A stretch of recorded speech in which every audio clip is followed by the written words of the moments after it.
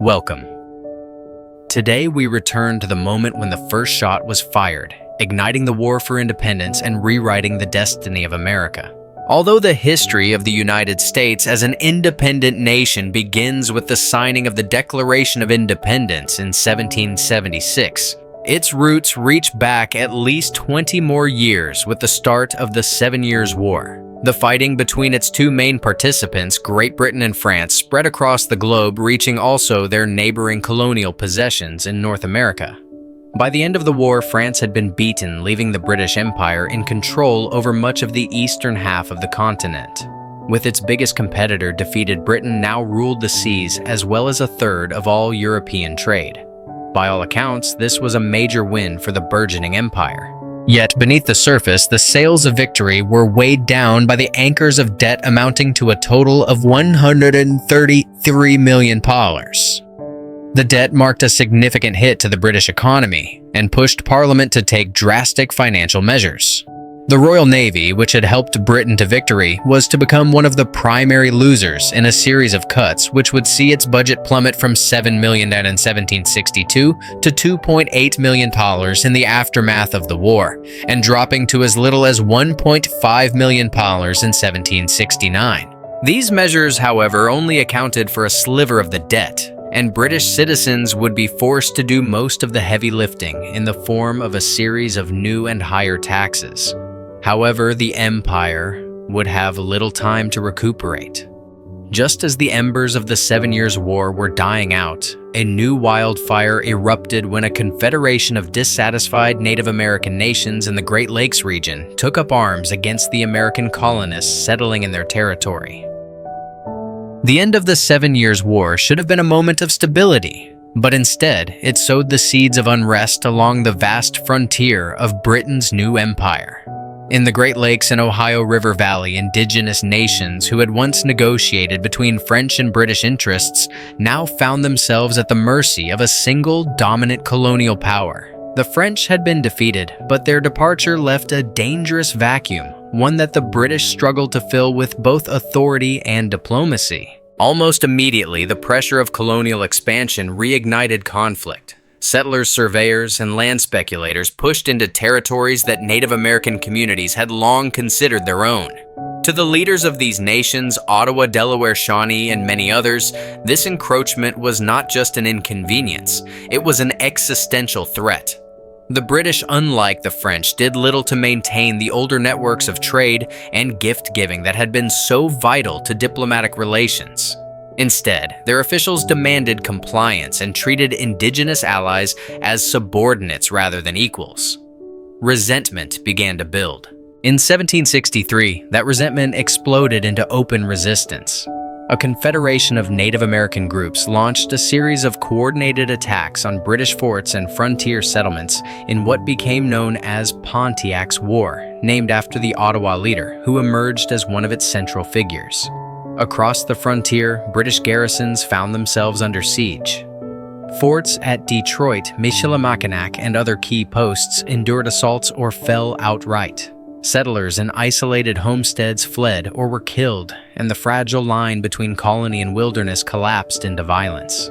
The British response was swift but costly. Reinforcements were sent across the Atlantic at enormous expense, and bloody reprisals against native villages escalated the brutality of the conflict. For a government already drowning in debt, this new frontier war was a disaster. It drained money, stretched the army thin, and underscored just how volatile the new empire in North America truly was. Victory over France had not delivered peace, it had only opened new fronts of resistance. In an attempt to restore some measure of order, the British government issued the Proclamation of 1763.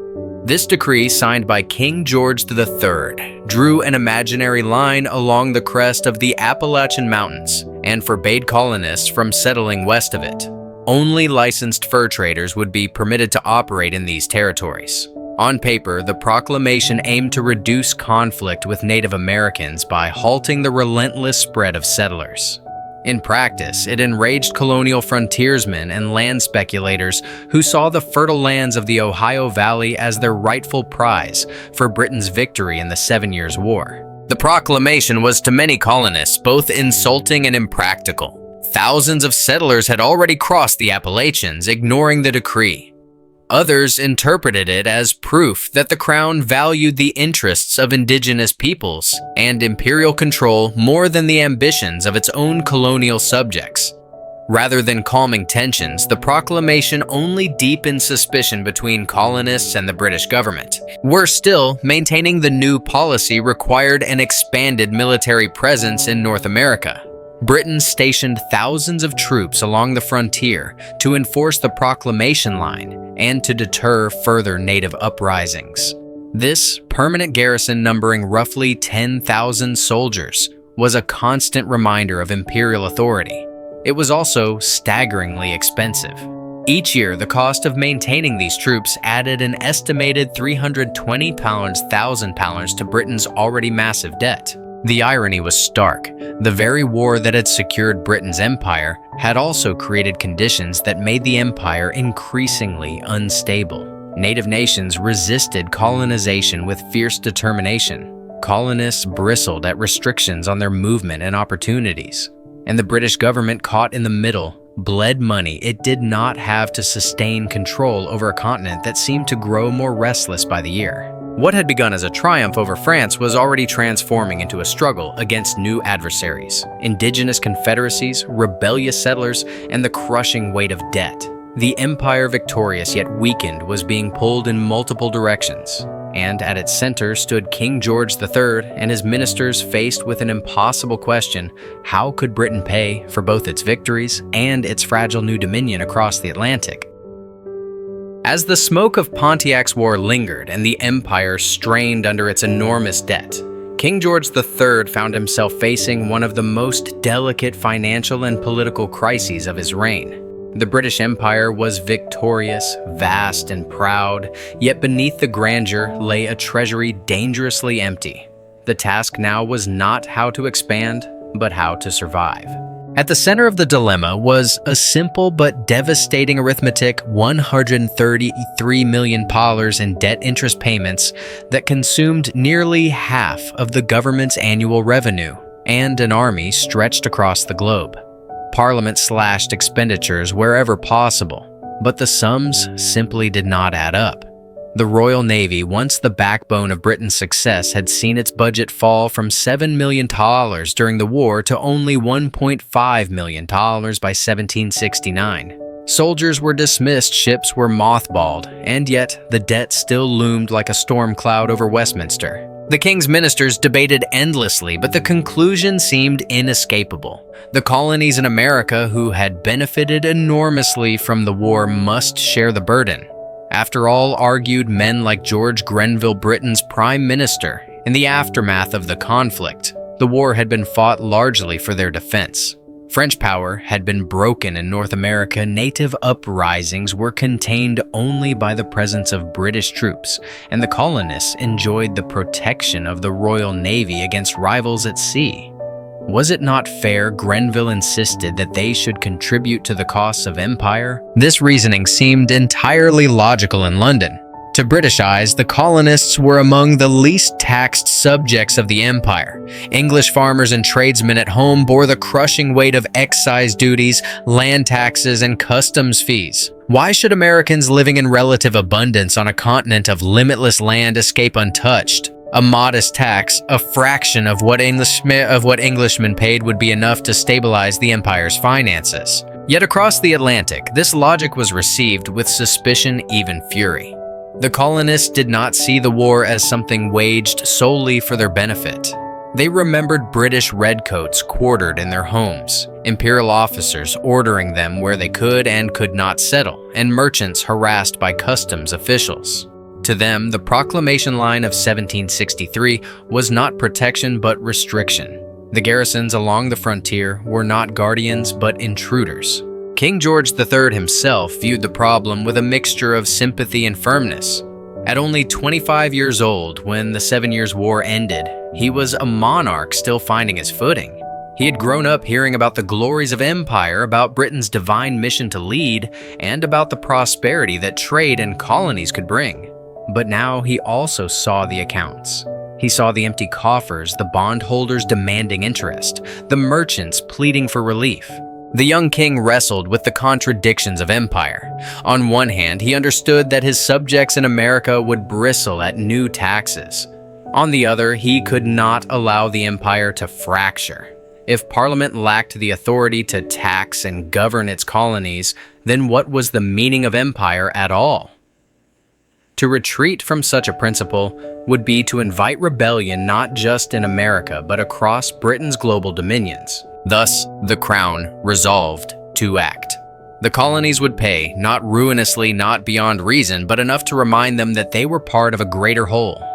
Enough to demonstrate that the authority of Parliament was not optional. Enough to ease the burden of a nation that had sacrificed blood and treasure for their sake.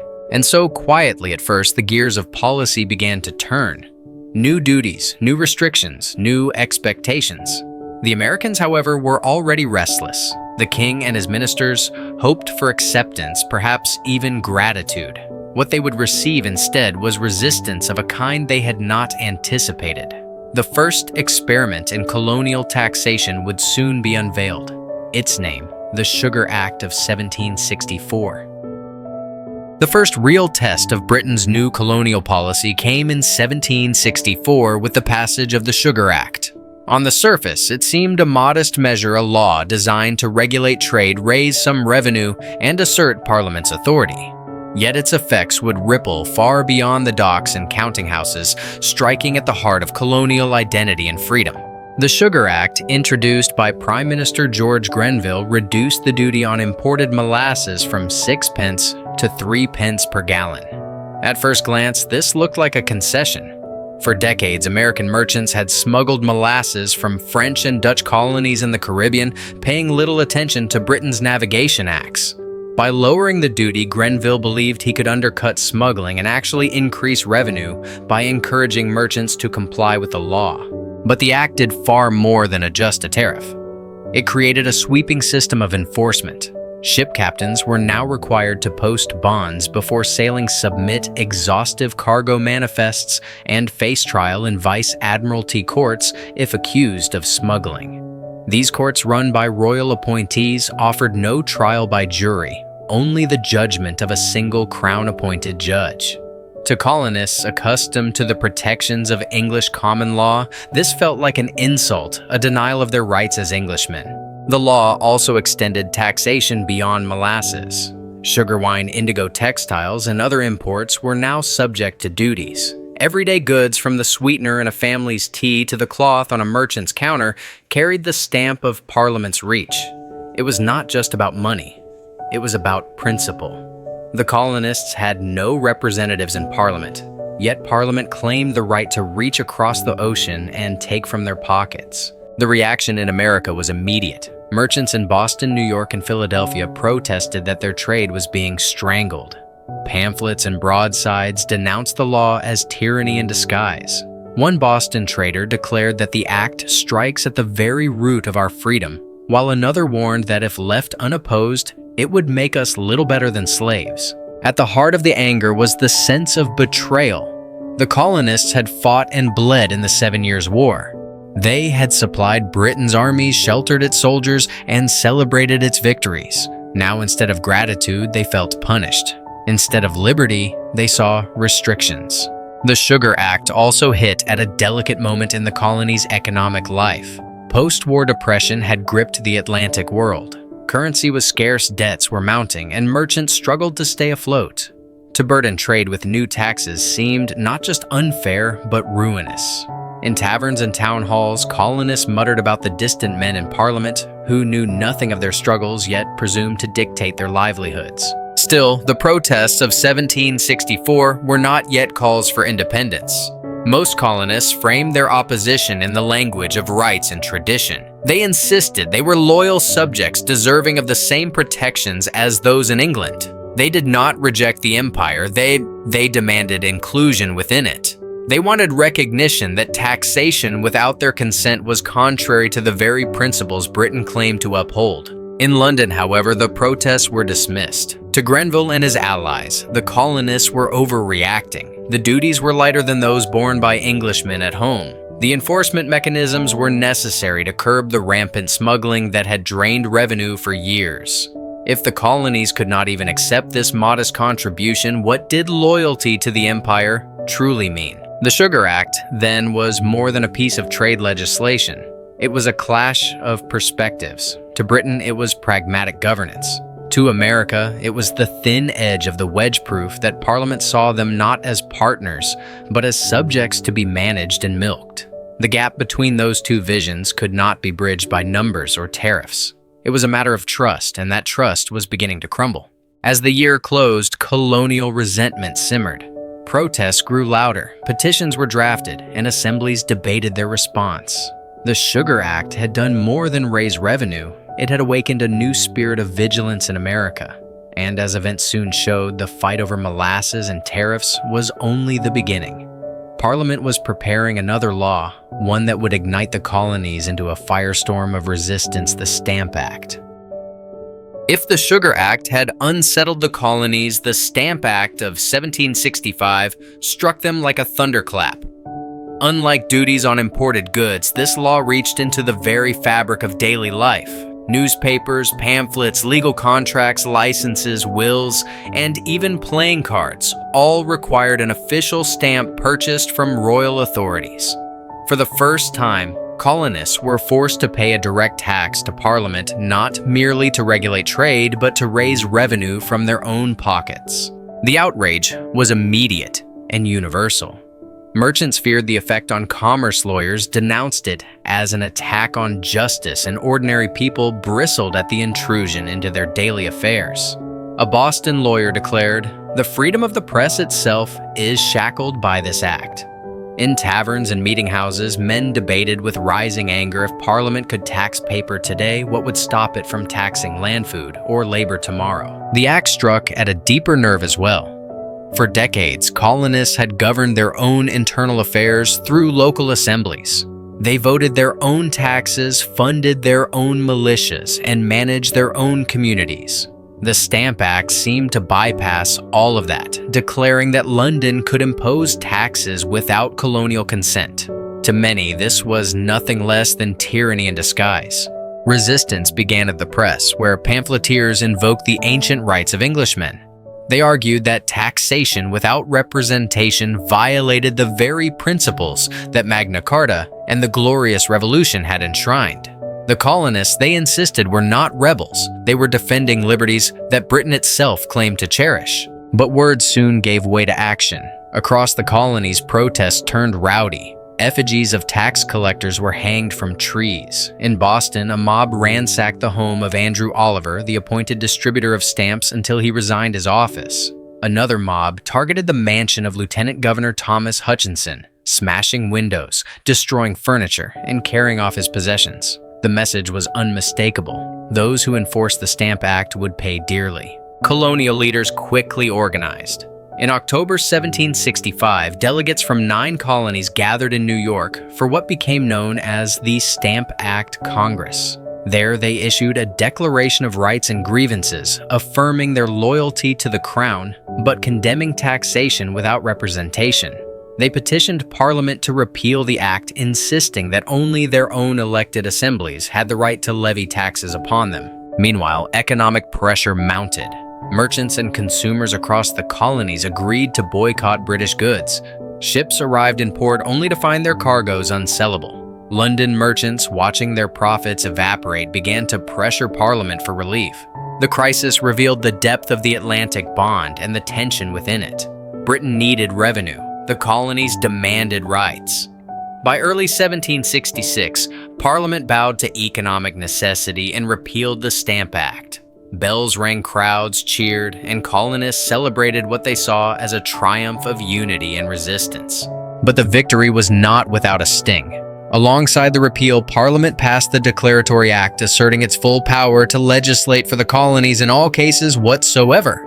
The message was clear: Britain had backed down but not surrendered. Authority still lay in London, and the struggle over that authority was only beginning. The Stamp Act crisis had done more than defeat a tax.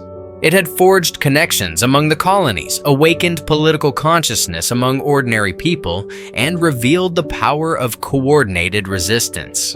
For the first time, Americans began to imagine themselves not as isolated provinces, but as part of a larger cause. And as Parliament soon discovered that cause would not fade quietly back into obedience. The repeal of the Stamp Act brought a brief sigh of relief in the colonies, but it was only the calm before another storm. In 1767, Britain tried again, this time under the leadership of Chancellor of the Exchequer Charles Townshend. His idea was subtle, at least in Parliament's eyes. Instead of taxing internal transactions like legal papers and newspapers, the new duties would apply only to imported goods. Colonists, he reasoned, would accept taxes tied to trade since Parliament had long regulated commerce. The resulting Townshend Acts placed duties on a range of everyday imports, glass-lead paint paper, and most provocatively, tea. The revenue was intended not just to pay down the national debt, but to finance the salaries of colonial governors and judges' officers who had previously relied on local assemblies for their pay. This detail struck colonists like a dagger. By cutting the purse strings that bound officials to the people, Parliament was tightening control and stripping colonists of one of their few levers of influence. At first, some colonists hesitated. The duties were relatively small, and many wondered whether another confrontation with Britain was worth the risk.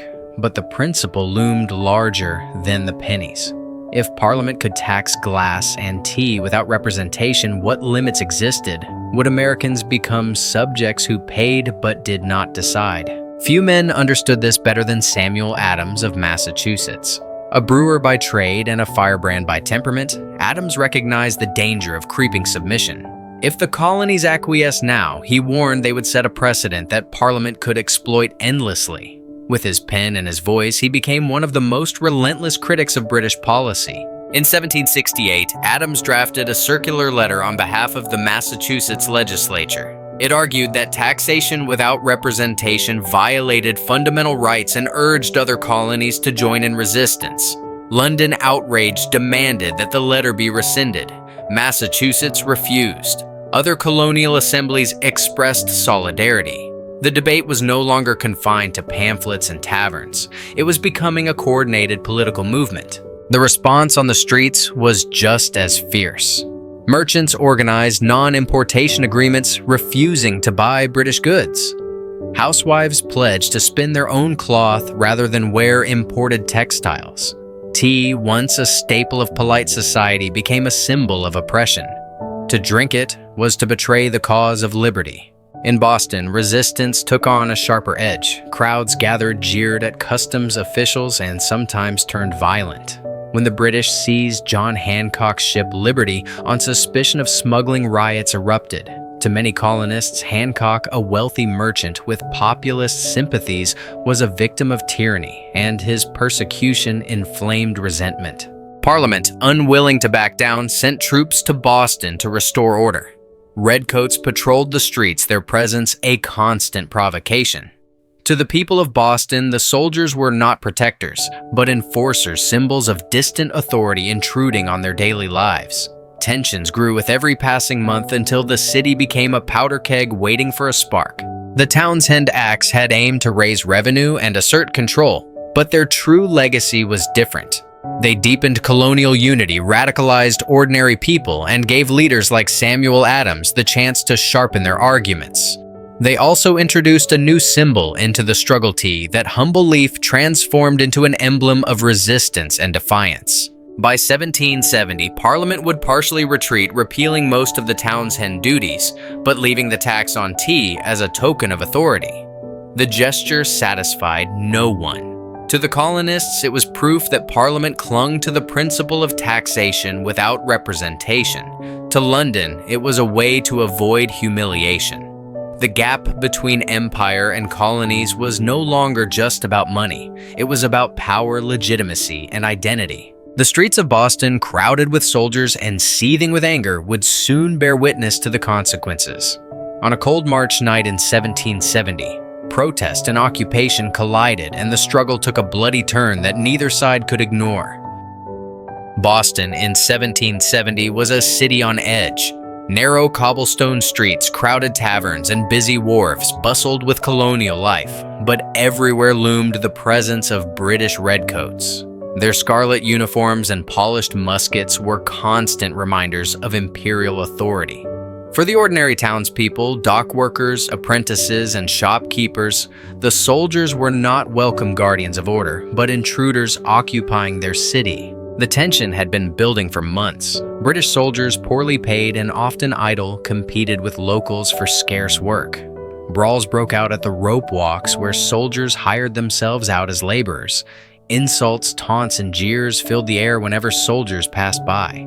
Children even joined in throwing snowballs packed with stones at the redcoats. Every small skirmish added fuel to the fire. On the night of March 5th, 1770, the spark finally caught. A lone sentry stood guard outside the customs house on King Street when a group of young men approached, hurling insults and snowballs. The commotion drew more people. Dock workers, apprentices, curious onlookers, until a crowd of several hundred pressed close around the soldier. He called for reinforcements, and soon 7 more redcoats arrived, led by Captain Thomas Preston. Muskets gleamed under the cold moonlight as the crowd shouted and jeered. No taxation without representation, voices roared. Others mocked the soldiers, daring them to fire. Clubs and sticks waved in the air. A snowball struck a redcoat in the chest, then another. The soldiers raised their muskets nervously. What happened next has been debated ever since. A shot rang out. Whether by accident, misfire, or command, no one could say. The sound shattered the night, and the soldiers unleashed a volley into the crowd. Smoke filled the street. When it cleared, 5 colonists lay dead or dying. Crispus Attucks, a sailor of African and native descent. Samuel Gray, a rope maker. James Caldwell, a mariner. Samuel Maverick, a 17-year-old apprentice. And Patrick Carr, an Irish immigrant. 6 more were wounded. The street ran red with blood, and the city erupted in chaos. Word spread swiftly. The soldiers have fired on us. Bells tolled, summoning townspeople from every quarter. Thousands gathered furious and grief-stricken, demanding justice. British troops withdrew to their barracks to avoid further violence, while Boston simmered with rage. Colonial leaders seized the moment. Samuel Adams and other patriots branded the event a massacre, a word chosen to inflame public opinion. Paul Revere circulated an engraving depicting British soldiers firing in unison at a helpless, unarmed crowd, a piece of propaganda that raced through the colonies. The truth of the chaotic melee mattered less than the image, Britons killing their own subjects in cold blood. The trial that followed was equally dramatic. Captain Preston and his men stood accused of murder. To the surprise of many, John Adams, Samuel's cousin, and a respected lawyer agreed to defend them. He argued that the soldiers had acted in self-defense, provoked by a hostile mob. His eloquence swayed the jury, and most of the soldiers were acquitted. 2 were convicted only of manslaughter and branded on the thumb. John Adams would later reflect that it was one of the best pieces of service I ever rendered my country. By ensuring a fair trial, he believed the colonies demonstrated their commitment to law and justice even in the face of fury. But the broader impact was not judicial, it was political. The Boston Massacre became a rallying cry, proof that British rule was not protection, but oppression. For years afterward, March 5th was commemorated in Boston, with fiery speeches and public mourning. The memory of Crispus Attucks and the others lived on as martyrs of liberty. To patriots, the massacre symbolized everything wrong with imperial power. Soldiers quartered among civilians, laws enforced at gunpoint, and blood spilled on colonial streets. In London, officials dismissed the uproar as exaggeration, insisting the soldiers had been provoked. But the damage was done. Trust between colony and empire, already fragile, had been shattered further. The sight of British muskets turned against American civilians could not be forgotten. The Boston Massacre did not spark immediate rebellion, but it hardened attitudes. It taught colonists that resistance carried risks, yet also that British authority was vulnerable.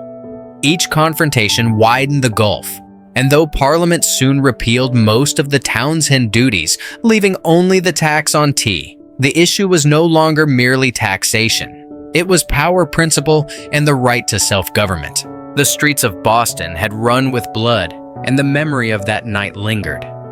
In the years ahead, The cry of liberty would grow louder, and the tea that once symbolized refinement and empire would soon become a weapon of defiance. The Boston Massacre had left deep scars, but in the years that followed, tensions seemed to ebb and flow like a restless tide. Parliament repealed most of the Townshend duties, leaving only the tax on tea as a stubborn reminder of its authority. For a time, the colonies and the empire drifted in uneasy peace. Trade resumed and daily life continued, but beneath the surface, distrust lingered. It was tea, seemingly harmless, a drink of comfort and sociability, that reignited the conflict. In 1773, Parliament passed the Tea Act, designed to rescue the struggling East India Company by granting it the exclusive right to ship tea directly to America. By cutting out middlemen, the company could sell its tea at lower prices, even with the existing tax attached. To London, it was a clever solution. To the colonists, it was a trap. Cheaper tea still carried the hated principle of taxation without representation. To buy it was to acknowledge Parliament's right to tax them. Many merchants also saw the act as an assault on their livelihoods, handing a monopoly to one giant company at their expense.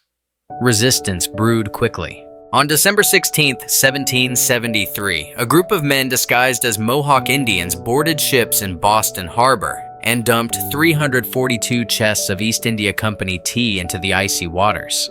The act was bold, defiant, and theatrical, a direct challenge to imperial authority. News of the Boston Tea Party spread like wildfire, celebrated by patriots as a stand for liberty and condemned by loyalists as reckless vandalism. In London, outrage boiled. To Parliament, this was no longer protest but open defiance. An attack on private property sanctioned by local leaders demanded punishment.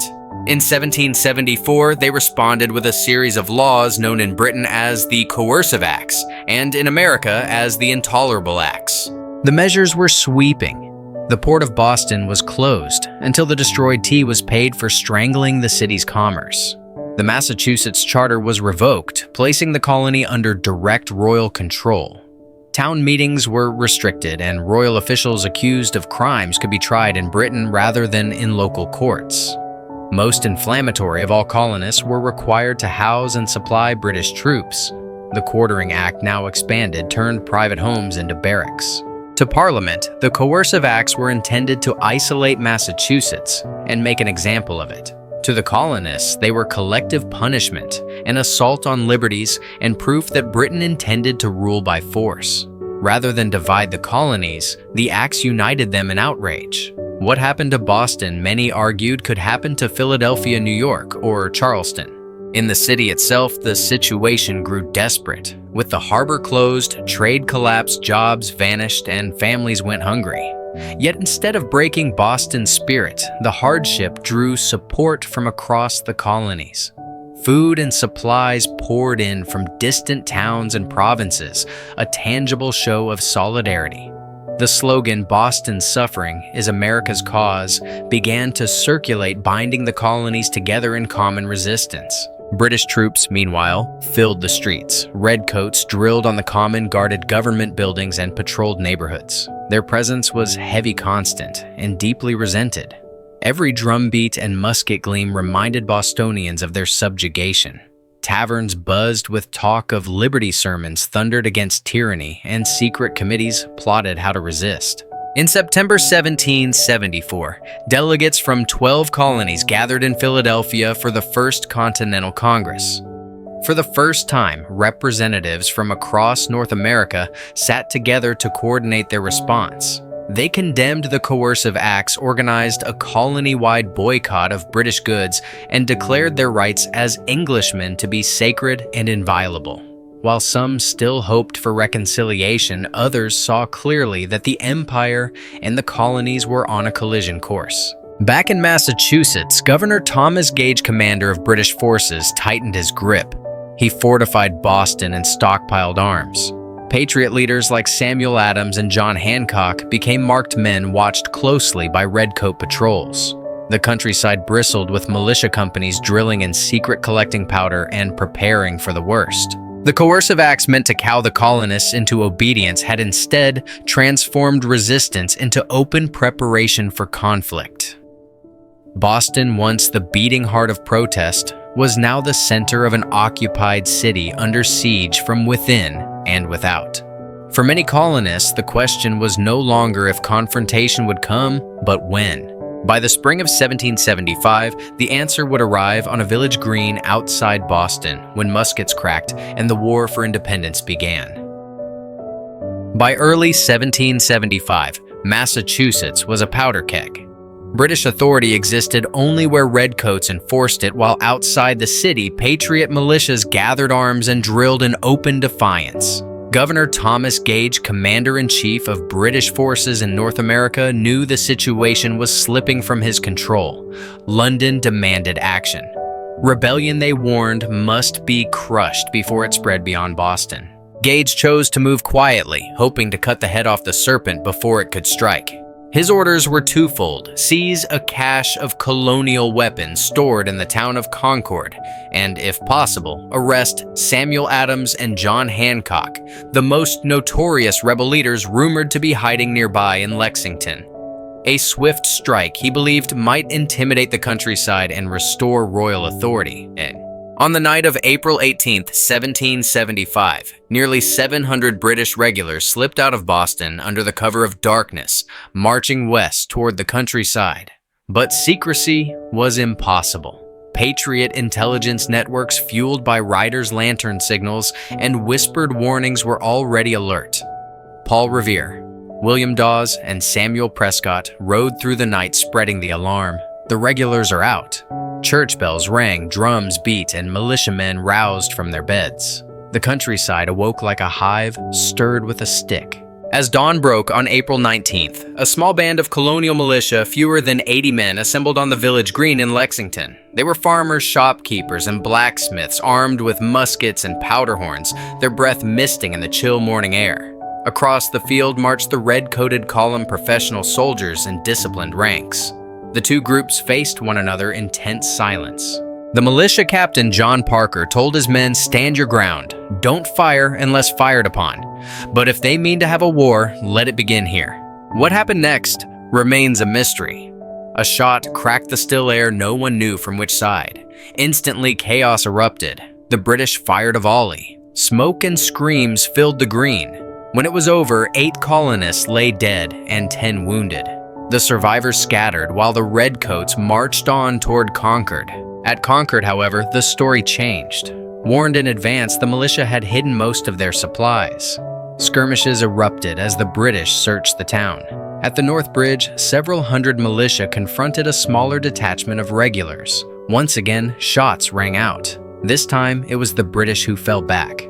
For the first time, colonists had fired upon and killed soldiers of the Crown in organized resistance. The retreat to Boston turned into a nightmare. Along the road, thousands of militia poured in from surrounding towns, firing from behind stone walls, fences, and trees. The redcoats, unaccustomed to guerrilla tactics, suffered heavy casualties. By the time they staggered back into the safety of Boston, nearly 300 had been killed, wounded, or missing. The myth of British invincibility was shattered. News of Lexington and Concord spread like wildfire across the colonies. What had begun as a mission to seize weapons and arrest leaders had ignited into full-scale rebellion. Farmers with muskets had stood against the might of the British Empire and lived to tell the tale. Bells rang in distant towns and volunteers rushed to enlist. For patriots, April 19th became a sacred date, the day the fight for liberty truly began. Remembered forever as the shot heard round the world. For Britain, it was a disaster. Instead of cowing the colonists, Gage's expedition had emboldened them, swelling the ranks of resistance and transforming scattered protests into an armed uprising. Boston was now besieged. Colonial militias encircled the city, cutting off land access and bottling up Gage's army. Tension mounted as redcoats prepared to hold their ground and patriots prepared to tighten the noose. Both sides knew the struggle had only begun and that blood once spilled could never be called back. The empire and its colonies had crossed a point of no return. The uneasy protests of taxes and charters were behind them. Now muskets had spoken and a war for the fate of America was underway. By early 1775, Massachusetts was a powder keg. British authority existed only where redcoats enforced it, while outside the city, Patriot militias gathered arms and drilled in open defiance. Governor Thomas Gage, commander-in-chief of British forces in North America, knew the situation was slipping from his control. London demanded action. Rebellion, they warned, must be crushed before it spread beyond Boston. Gage chose to move quietly, hoping to cut the head off the serpent before it could strike.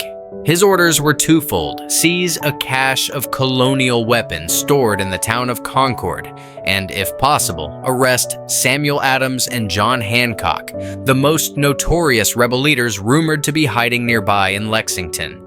A swift strike, he believed, might intimidate the countryside and restore royal authority. On the night of April 18, 1775, nearly 700 British regulars slipped out of Boston under the cover of darkness, marching west toward the countryside. But secrecy was impossible. Patriot intelligence networks fueled by riders' lantern signals and whispered warnings were already alert. Paul Revere, William Dawes, and Samuel Prescott rode through the night spreading the alarm. The regulars are out. Church bells rang, drums beat, and militiamen roused from their beds. The countryside awoke like a hive stirred with a stick. As dawn broke on April 19th, a small band of colonial militia, fewer than 80 men, assembled on the village green in Lexington. They were farmers, shopkeepers, and blacksmiths armed with muskets and powder horns, their breath misting in the chill morning air. Across the field marched the red-coated column professional soldiers in disciplined ranks. The two groups faced one another in tense silence. The militia captain, John Parker, told his men, "Stand your ground. Don't fire unless fired upon. But if they mean to have a war, let it begin here." What happened next remains a mystery. A shot cracked the still air, no one knew from which side. Instantly, chaos erupted. The British fired a volley. Smoke and screams filled the green. When it was over, 8 colonists lay dead and 10 wounded. The survivors scattered while the redcoats marched on toward Concord. At Concord, however, the story changed. Warned in advance, the militia had hidden most of their supplies. Skirmishes erupted as the British searched the town. At the North Bridge, several hundred militia confronted a smaller detachment of regulars. Once again, shots rang out. This time, it was the British who fell back. For the first time, colonists had fired upon and killed soldiers of the Crown in organized resistance. The retreat to Boston turned into a nightmare. Along the road, thousands of militia poured in from surrounding towns, firing from behind stone walls, fences, and trees. The redcoats, unaccustomed to guerrilla tactics, suffered heavy casualties. By the time they staggered back into the safety of Boston, nearly 300 had been killed, wounded, or missing. The myth of British invincibility was shattered. News of Lexington and Concord spread like wildfire across the colonies. What had begun as a mission to seize weapons and arrest leaders had ignited into full-scale rebellion. Farmers with muskets had stood against the might of the British Empire and lived to tell the tale. Bells rang in distant towns and volunteers rushed to enlist. For patriots, April 19th became a sacred date, the day the fight for liberty truly began, remembered forever as the shot heard round the world. For Britain, it was a disaster. Instead of cowing the colonists, Gage's expedition had emboldened them, swelling the ranks of resistance and transforming scattered protests into an armed uprising. Boston was now besieged. Colonial militias encircled the city, cutting off land access and bottling up Gage's army. Tension mounted as redcoats prepared to hold their ground and patriots prepared to tighten the noose. Both sides knew the struggle had only begun and that blood once spilled could never be called back. The empire and its colonies had crossed a point of no return. The uneasy protests of taxes and charters were behind them. Now muskets had spoken and a war for the fate of America was underway. After the bloodshed at Lexington and Concord, New England was alive with defiance. Farmers, blacksmiths, and shopkeepers had poured into the militias, swelling their ranks to nearly 20,000 men. By May of 1775, they had effectively surrounded Boston, hemming General Thomas Gage's army inside the city. For the first time, the British found themselves besieged by their own subjects. Yet the Patriots faced a serious problem. They were brave but disorganized, armed with hunting muskets and farm tools, with a little powder or training. General Gage knew that if reinforcements arrived by sea, Boston could remain Britain's foothold. Both sides watched and waited, aware that the next clash might decide the fate of the rebellion. The decisive moment came in June. The Patriots, fearing that the British would break out of Boston and seize the surrounding high ground, moved preemptively.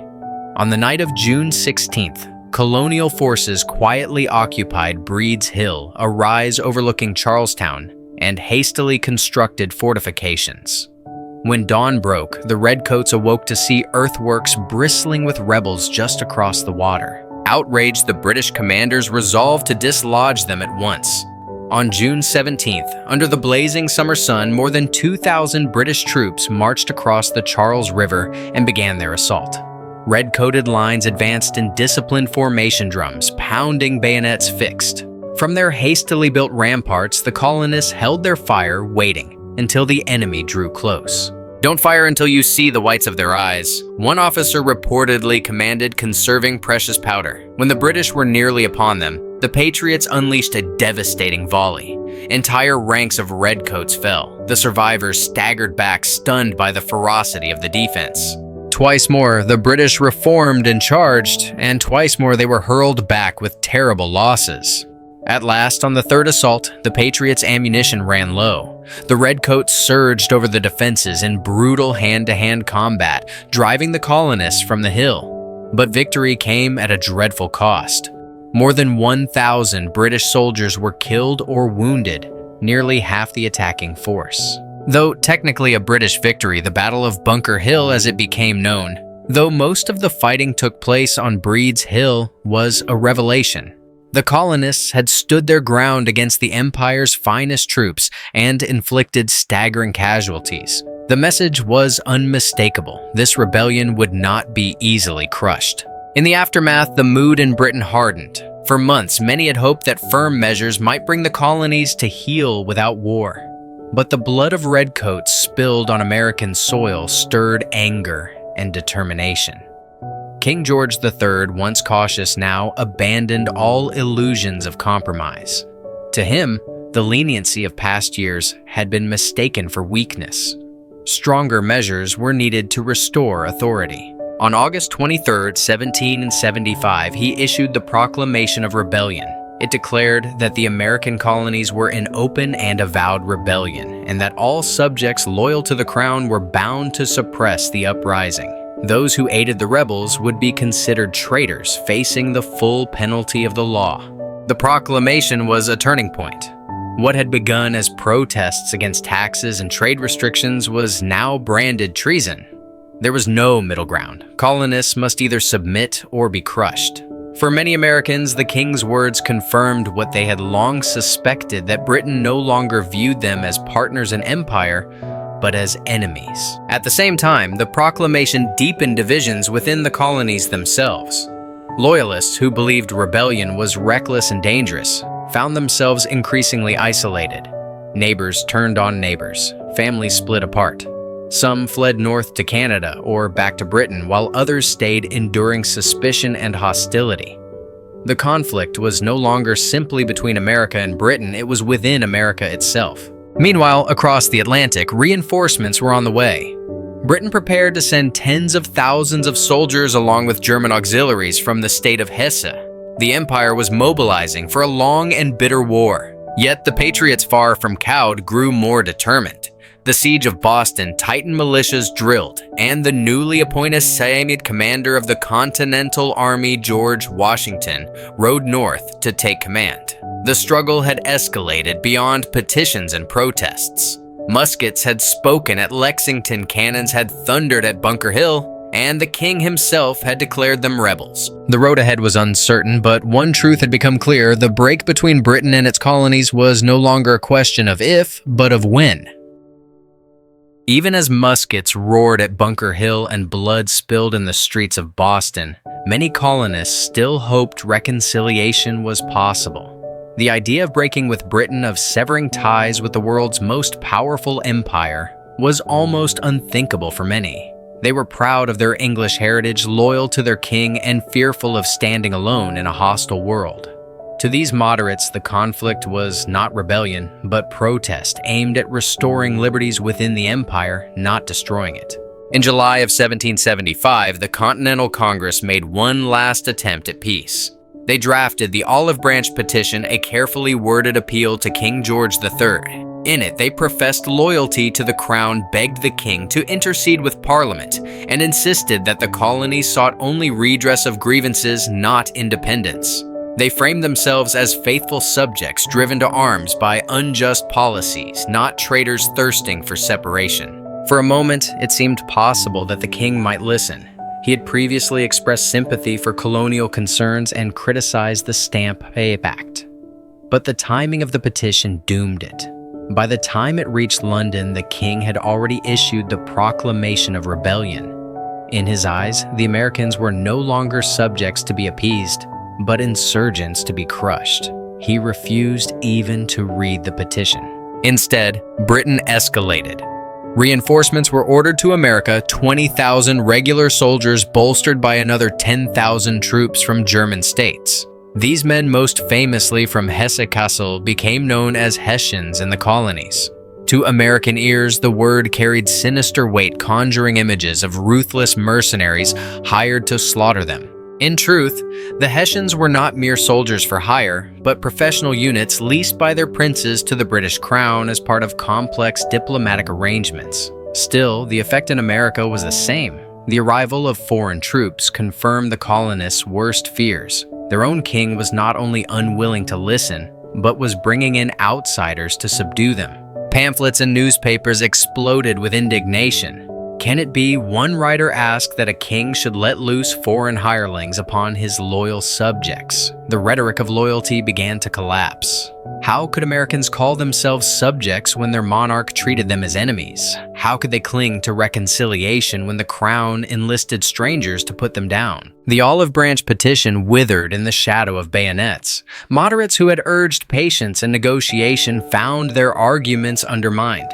Radicals like John Adams, Patrick Henry, and Thomas Paine gained ground, insisting that the time for half measures had passed. The divisions within the colonies deepened as well. Loyalist men and women who believed the empire must hold together argued that resistance was folly. They feared economic ruin, military defeat, and chaos if the colonies broke away. Many were wealthy merchants, royal officials, or devout Anglicans with close ties to Britain. Patriots, by contrast, came increasingly to see loyalty as betrayal. Hostility mounted. Loyalist homes were vandalized, neighbors turned cold, and families split apart. In Canada and Britain itself, refugees from the colonies began to arrive, loyalists who had been driven out seeking shelter under the crown. Their plight underscored the Civil War nature of the conflict. This was not merely America against Britain, but Americans against one another, divided by loyalty, ideology, and fear of the unknown. In Boston, meanwhile, the siege dragged on. George Washington had taken command of the Continental Army in July, bringing with him dignity, discipline, and resolve. Yet his forces remained poorly armed and ill-supplied. Men came and went as their enlistments expired. Powder was desperately short and uniforms were non-existent. Washington wrote of his army with frustration.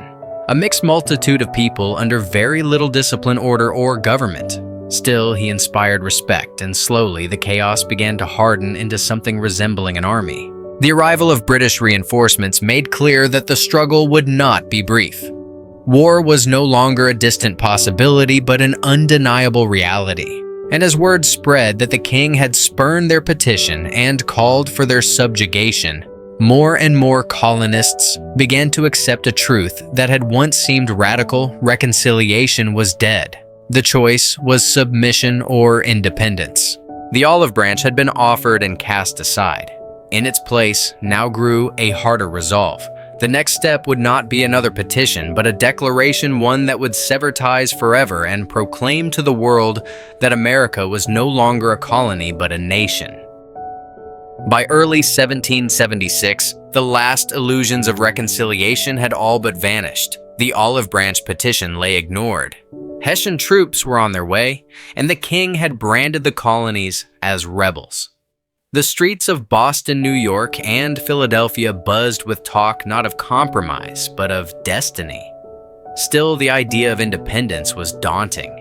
Breaking away from Britain meant severing ties to centuries of tradition, law, and protection. It meant stepping into the unknown. The tipping point came in January 1776, when a slim pamphlet swept through the colonies like wildfire. Written by the radical Englishman Thomas Paine, common sense argued boldly and plainly for independence. Paine's words cut through hesitation with a fiery clarity. Even brutes do not devour their young, nor savages make war upon their families. But the King of Britain hath done both. He insisted that monarchy was tyranny, that reconciliation was impossible, and that America's destiny was to stand free. Within months, hundreds of thousands of copies circulated, inspiring farmers, merchants, and craftsmen alike. Momentum grew. In May, the Continental Congress advised colonies to form new governments independent of royal authority. State after state began drafting constitutions declaring that sovereignty resided not in a king across the ocean, but in the people themselves. The tide was turning and the call for independence could no longer be contained. On June 7, 1776, Richard Henry Lee of Virginia rose in Congress and introduced a resolution that these united colonies are and of right ought to be free and independent states. Debate was fierce. Some delegates still feared the consequences: military defeat, economic collapse, the wrath of Britain. But the current was unstoppable. A committee was appointed to draft a formal declaration. The task fell to 5 men: John Adams, Benjamin Franklin, Roger Sherman, Robert Livingston, and the young Virginian Thomas Jefferson. Jefferson, with his eloquent pen, took the lead. In a rented room in Philadelphia, he wrote by candlelight, crafting a document that would change the world. Drawing on Enlightenment philosophy, colonial grievances, and the language of universal rights, he declared that all men are created equal, endowed with unalienable rights among them: life, liberty, and the pursuit of happiness.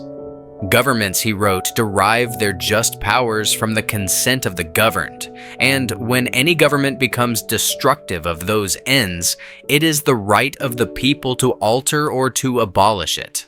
The draft was edited, debated, and revised, but its essence remained. On July 2nd, Congress voted for independence.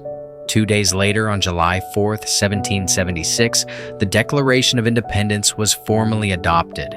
Bells rang in Philadelphia as crowds gathered to hear the words read aloud. In town, squares across the colonies, men and women cheered, wept, and embraced. The break was final. The United States of America was born. Reactions rippled across the Atlantic. In London, the Declaration was ridiculed in some quarters as pretentious rhetoric, the rantings of rebels dressing treason in fine words. Yet others could not help but admire its audacity. Even critics admitted the Americans had staked their claim with eloquence and conviction. For the colonists, the Declaration was both a proclamation and a promise. It united 13 diverse colonies under a single cause. It gave soldiers in muddy camps and farmers in distant fields a vision of what they fought for. No longer were they defending rights within the empire. They were creating something new, something greater. But the ink was barely dry when reality intruded. Britain would not simply let its empire fracture. Already, General William Howe prepared a massive invasion of New York, determined to crush the rebellion swiftly. Washington, with his ragtag Continental Army, braced for the storm. The Declaration was a bold statement, but its survival depended on the battlefield. As the parchment dried and Philadelphia redcoats marched, cannons rolled, and ships gathered on the horizon, the words of Jefferson had declared freedom. Now muskets and bayonets would have to defend it. By the summer of 1776, the war for independence had shifted from petitions and declarations to the brutal test of arms. Britain responded to the Declaration not with concession but with force. A massive fleet sailed into New York Harbor, carrying the largest expeditionary force the empire had ever sent overseas, nearly 32,000 soldiers supported by warships bristling with cannons. General William Howe and his brother Admiral Richard Howe commanded the operation, confident that one decisive blow would end the rebellion. George Washington, commanding the Continental Army, faced them with perhaps 20,000 men, brave but poorly trained, poorly supplied, and often short on powder. In August, at the Battle of Long Island, the British struck with overwhelming power. They outflanked Washington's positions in Brooklyn, driving the Americans into retreat. In the chaos, thousands of patriots might have been captured, but a providential fog descended, allowing Washington's army to slip across the East River under cover of night. The escape preserved the revolution, but New York City fell into British hands where it would remain for the rest of the war. The months that followed were grim. Washington's army suffered defeats at White Plains and Fort Washington. Men deserted in droves, enlistments expired, and morale sank. By December, the revolution teetered on the edge of collapse. Yet in this darkness came one of Washington's most daring gambles. On Christmas night 1776, he led his men across the icy Delaware River and struck at Hessian troops in Trenton. The surprise attack was a stunning success, reviving American spirits and proving that the Continental Army could strike back. Still, the larger problem loomed. Britain was powerful, wealthy, and seemingly inexhaustible. America, by contrast, was fragile and divided, desperately short of funds and supplies. Without allies, the rebellion might not survive. Many patriot leaders understood this, and their eyes turned to Europe, especially to France. For decades, France had been Britain's great rival, humiliated by defeat in the 7 Years' War and eager for revenge. French ministers watching events in America saw an opportunity. If Britain could be weakened, perhaps France could regain influence and honor. At first, they offered covert support, funneling supplies through secret channels. Ships laden with gunpowder, muskets, and uniforms quietly made their way across the Atlantic, sustaining Washington's army in its darkest hours. But French hesitation remained. To openly ally with the colonies was to risk full-scale war with Britain, a gamble they would not take unless the Americans proved they could stand on their own. That proof came in 1777 at a place called Saratoga. There, in the forests of upstate New York, British General John Burgoyne led a campaign to cut off New England from the rest of the colonies, but his army, overextended and harassed by American forces, bogged down. In October, Burgoyne surrendered his entire force of nearly 6,000 men to American General Horatio Gates.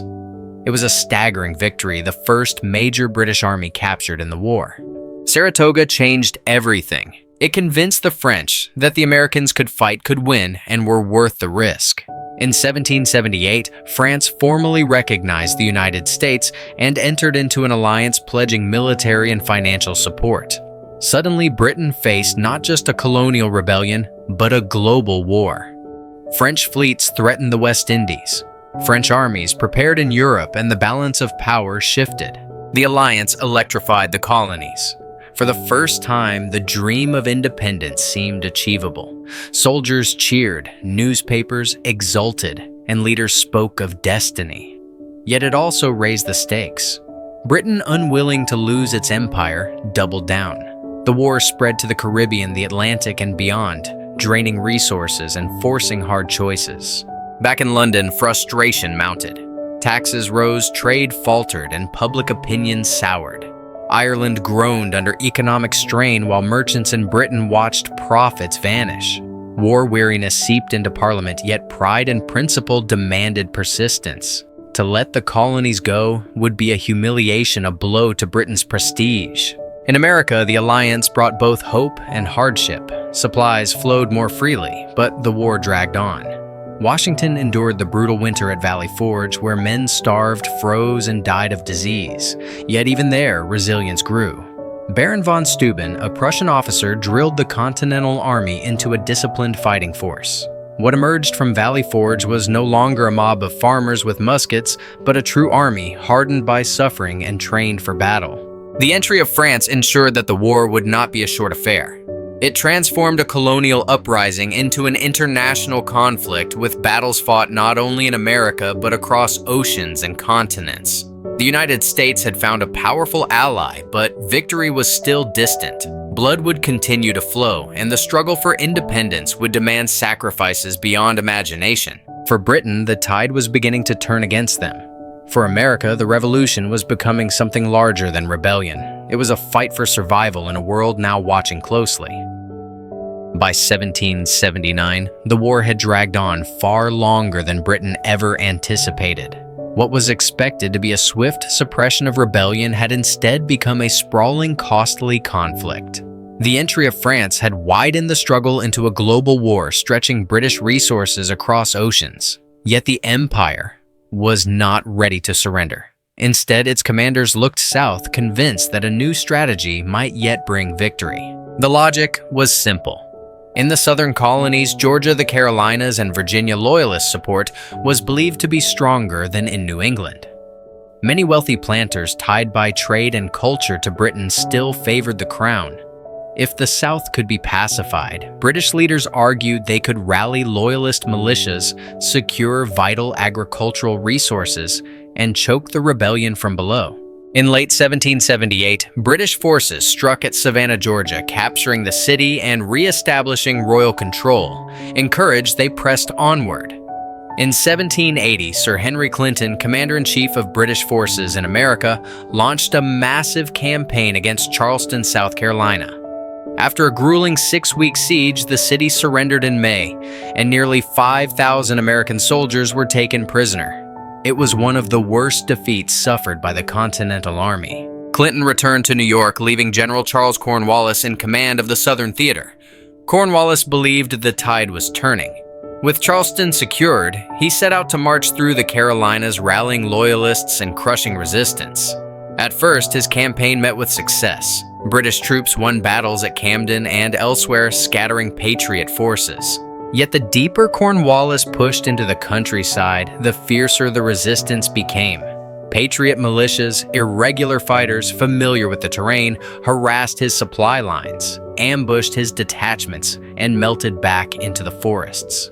At Kings Mountain in October 1780, a force of frontier riflemen annihilated a Loyalist detachment, delivering a stunning blow to British hopes of rallying support. Meanwhile, in the north, Washington's army remained a constant threat, tying down British forces around New York. The rebellion refused to collapse.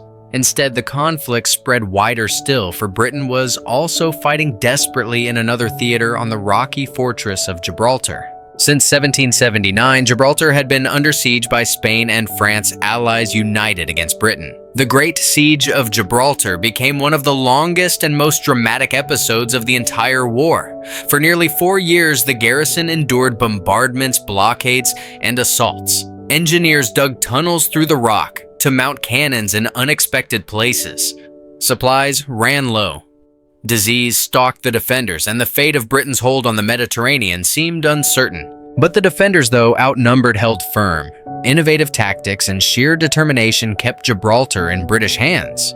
In many ways, the siege symbolized Britain's predicament, beset on all sides, bleeding resources but too stubborn to yield.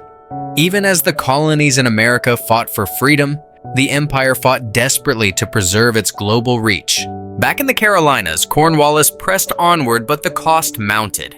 At Guilford Courthouse in March 1781, his army won the field, but at a terrible price. 1/4 of his men were killed or wounded. The victory felt hollow, leaving his forces weakened and exhausted. Patriot commander Nathaniel Greene, though beaten, managed to preserve his army and continue resistance. Cornwallis realized the South would not be subdued easily. Supplies dwindled, Loyalist support proved weaker than promised, and guerrilla warfare drained his strength. Seeking to strike a decisive blow, he turned northward into Virginia, hoping to cut the heart from the rebellion. There, he believed he might force Washington into a final battle and end the war. The British Southern strategy, once so promising, was unraveling. Far from rallying Loyalist support, it had inflamed resistance. Far from delivering a quick victory, it had drained manpower and morale. And Cornwallis marching toward Virginia was walking into a trap he could not yet see. Across the Atlantic, Parliament grew restless. The war had spread from Boston to New York, from the Carolinas to the Caribbean, from the Chesapeake to Gibraltar. The Empire fought not just rebels but great powers. Costs soared, trade faltered, and public patience waned. Still, pride demanded perseverance. Britain had built an empire on strength and will. To admit defeat would be unthinkable. Yet in America, the tide was turning. Washington and his French allies watched Cornwallis carefully preparing to strike. The Southern gamble was about to lead to the war's decisive climax. By the spring of 1781, the British war effort in America was unraveling. Cornwallis, weary from his costly victories in the Carolinas, marched north into Virginia, convinced that a bold stroke might end the rebellion. Virginia, the largest and most populous colony, was also home to important supply lines and political leaders. If he could establish control there, perhaps the colonies would fracture and the revolution collapse. Cornwallis's army, numbering around 7,000 men, roamed through the Virginia countryside, raiding towns, destroying supplies, and battling patriot forces under the Marquis de Lafayette. Yet he found himself unable to crush resistance.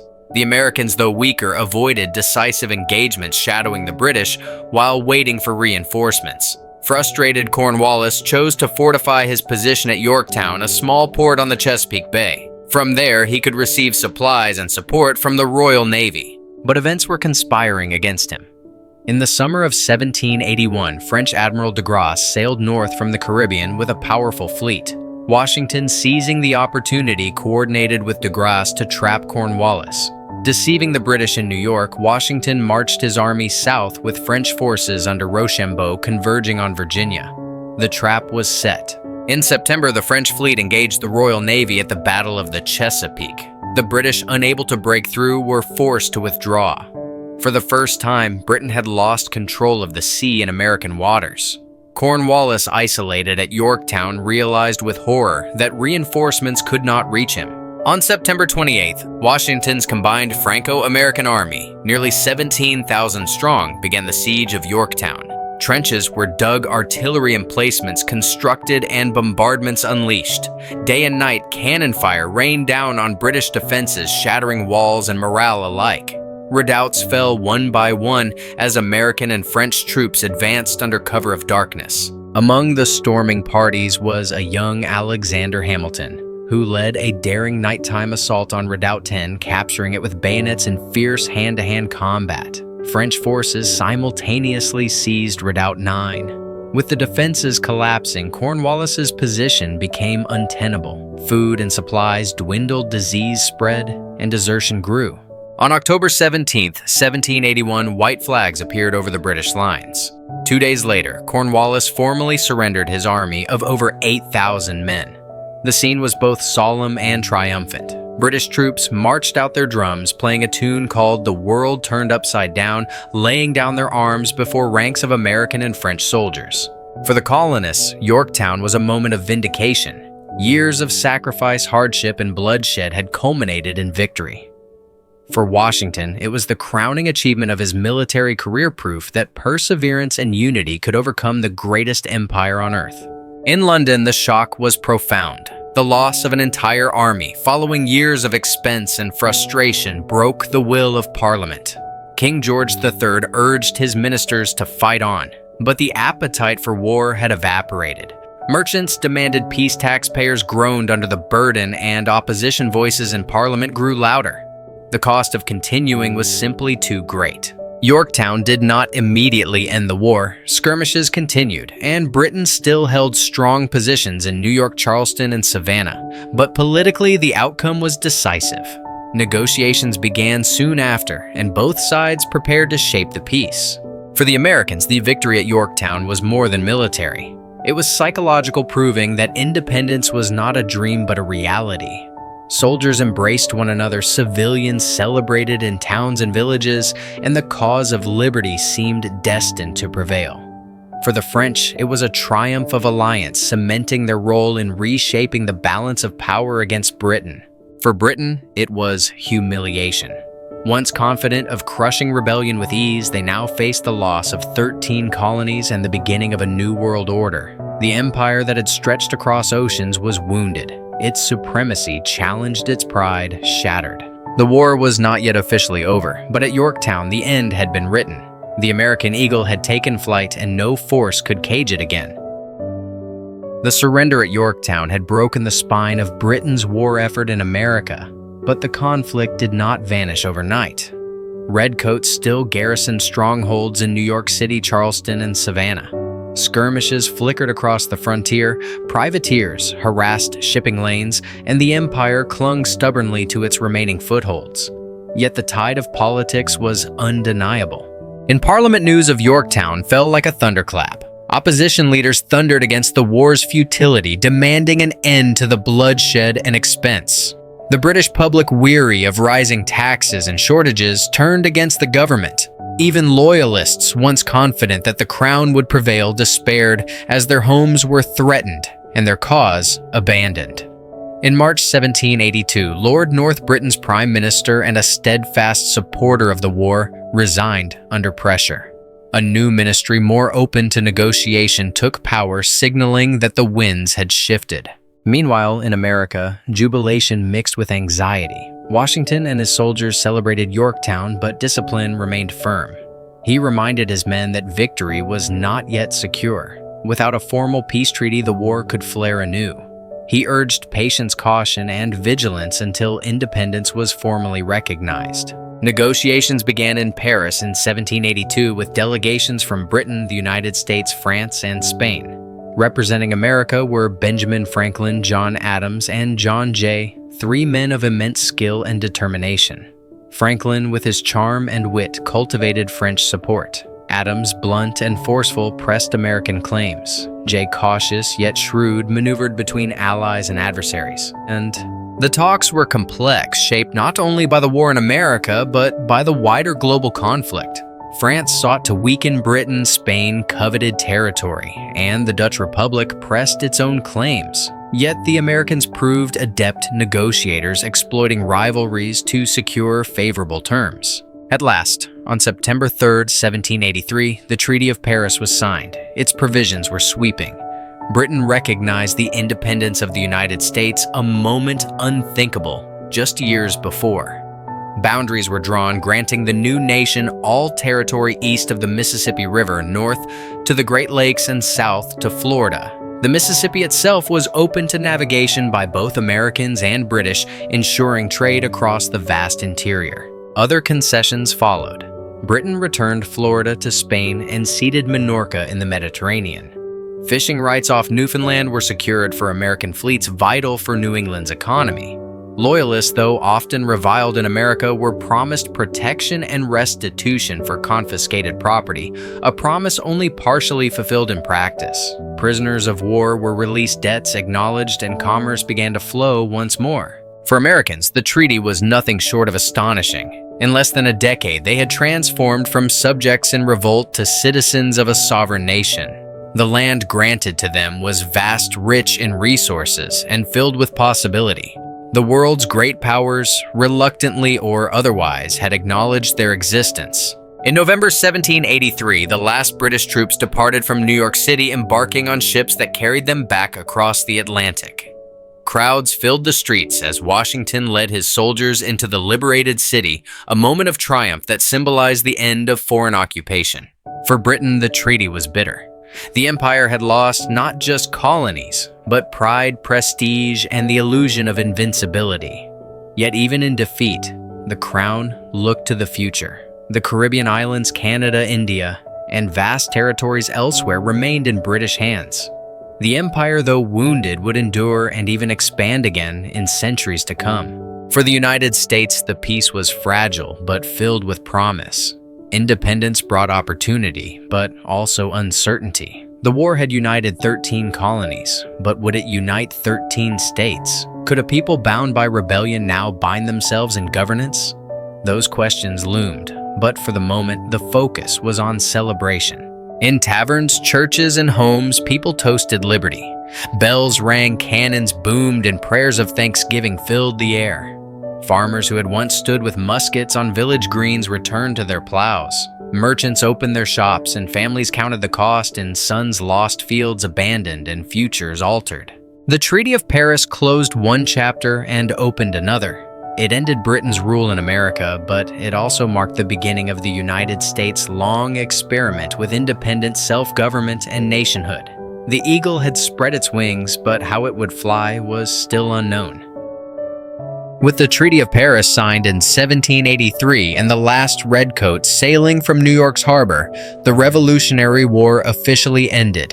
Yet the echoes of the conflict reverberated far beyond the battlefield. The war's legacy reshaped nations, altered empires, and redefined what freedom could mean. For Britain, the loss of the American colonies was a bitter wound. Politicians debated endlessly how it had come to this, how the greatest empire of the age had been humbled by farmers and tradesmen across the sea. Some blamed Lord North's ministry for stubbornness and mismanagement. Others faulted King George III for his intransigence, while still others pointed to the sheer distance and expense of governing a restless continent.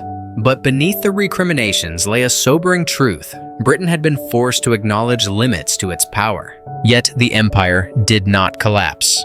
Far from it. Britain turned its gaze to other horizons: India, Africa, the Pacific. In the century that followed, it would grow into an even larger global power. Canada, still loyal, became a bastion of British influence in North America. The Caribbean colonies remained vital, as did control of trade routes around the world. The American loss was painful, but it was not fatal. Britain would endure. For the United States, independence was both triumph and trial. The war had united 13 diverse colonies in a common cause, but now they faced the daunting task of building a nation. The Articles of Confederation drafted during the war proved weak, unable to bind the states into effective governance. Economic turmoil, political divisions, and unrest, such as Shays' Rebellion in Massachusetts, exposed the fragility of the new republic. Yet the very struggles of those years laid the foundation for growth. In 1787, delegates gathered in Philadelphia to draft the Constitution, a bold experiment in republican government. Out of the ashes of war emerged a framework that sought to balance liberty with order, state power with federal authority, and individual rights with collective purpose. Ratified in 1789, it became the bedrock of American political life. The war also left scars.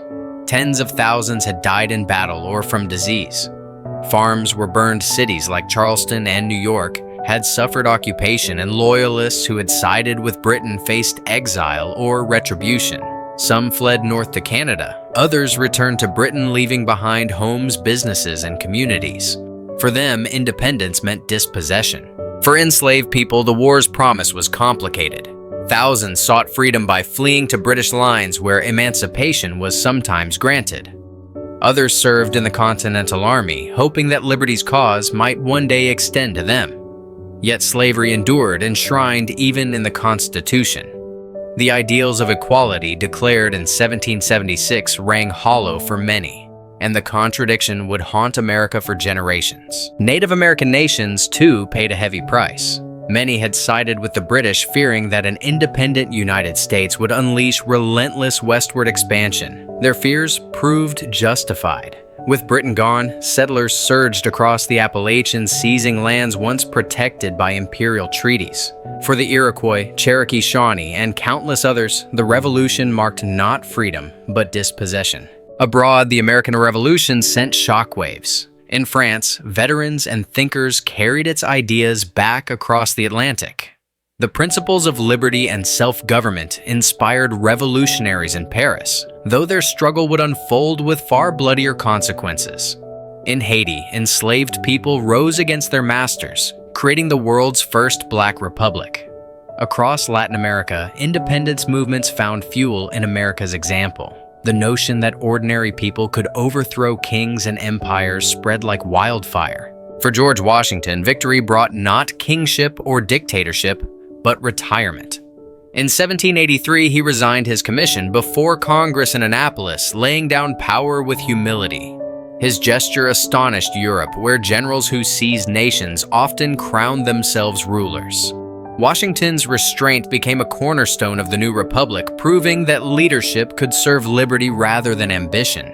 King George III, reflecting on Washington's decision years later, allegedly remarked that if he truly gave up power and went home, he will be the greatest man in the world. In that act of renunciation, Washington embodied the very ideals the Revolution had fought for, that government must serve the people, not dominate them. The legacy of the American Revolution was thus both inspiring and incomplete. It proved that empires could be defied, that ideals could be written into law, and that ordinary people could reshape history. But it also left contradictions, unresolved slavery, unbroken native lands seized, and women still largely excluded from political life. The struggle for liberty was not finished in 1783, it had only begun. In the decades that followed, Britain and America would clash again in the War of 1812, test each other on the seas and borders, and eventually reconcile into allies. But in the late 18th century, the Revolution's meaning was still raw, contested, and alive. The American Revolution was more than a war of muskets and cannons. It was a battle of ideas about representation, sovereignty, and the rights of humanity. It remade the Atlantic world, reshaped empires, and birthed a nation whose experiment in liberty would inspire challenge and haunt the world for centuries to come. The eagle had left the nest. Whether it would soar or stumble was yet to be seen. But one truth was certain: history had turned and the world would never be the same.